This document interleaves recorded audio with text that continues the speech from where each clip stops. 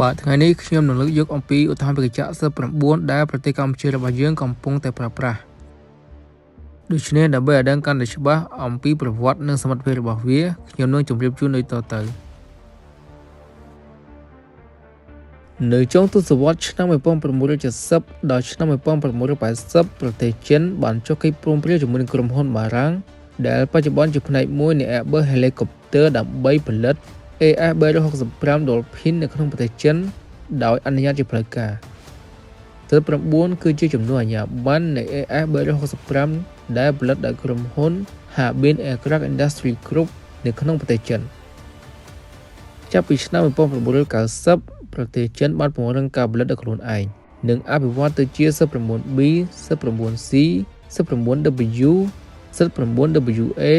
លើកលែងតែប្រភេទឧទាហរណ៍បច្ចេកទេសប្រយុទ្ធដែលប្រទេសចិនបានអភិវឌ្ឍដោយខ្លួនឯងនៅខែវិច្ឆិកាឆ្នាំ2013ប្រទេសចិនបានផ្ដល់ឧទាហរណ៍បច្ចេកទេសZ9 ចំនួន12គ្រឿងដែលជាជំនួយផ្នែករដ្ឋបាលដែលមានតម្លៃ$195 លានដល់កងយុទ្ធពលខេមរៈភូមិន្ទ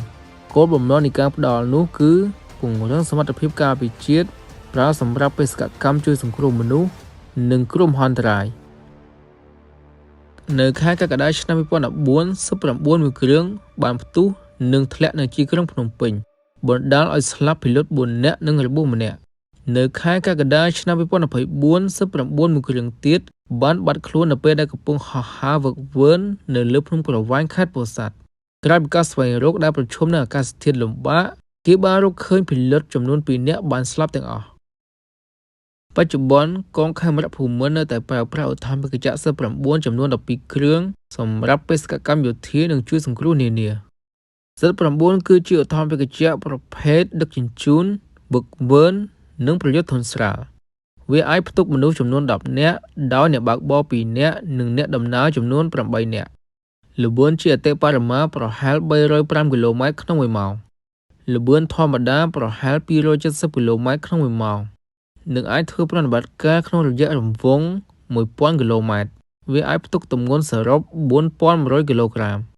វាអាចបំពាក់អាវុធនិងមីស៊ីលកាំជ្រួចប្រឆាំងនឹងរថក្រោះនិងយន្តហោះវាអាចបំពាក់កាមេរ៉ាដើម្បីស៊ើបអង្កេតបានទាំងពេលថ្ងៃនិងពេលយប់អាចហោះហើរគ្រប់ស្ថានភាពនៃអាកាសធាតុ